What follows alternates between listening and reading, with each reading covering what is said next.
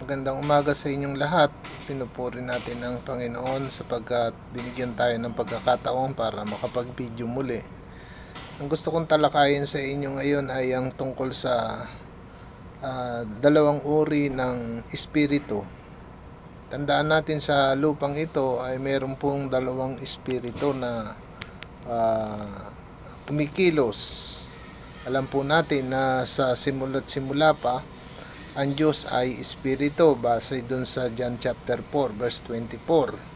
Pero ang demonyo din ay espiritu, hindi rin siya nakikita pero meron siyang mga ginagawa sa buhay ng mga tao. Tulad ng siya ay mamamatay tao, sabi ng Biblia sa John chapter 10, naparito ang anak ng tao para magkaroon ng buhay. Naparito ang kaaway si Satanas upang siya ay pumuksa. So, kaya meron pong mga dalawang uring forces o kapangyarihan ang kumikilos dito ngayon sa babaw ng lupa na hindi po nalalaman ng maraming mga tao. Kaya kailangan natin bilang mga Kristiyano na i-distinguish kung ano bang espiritu ang meron ng isang tao. Espiritu ba ng Diyos o ay espiritu ng demonyo?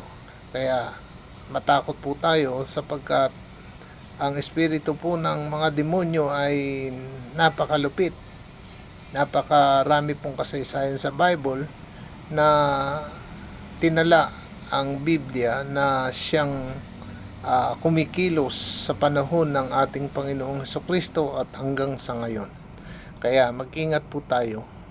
Salamat po sa pakikinig ninyo ng bidyong ito. Pagpalain tayo ng Panginoon at lagi tayong manalangin.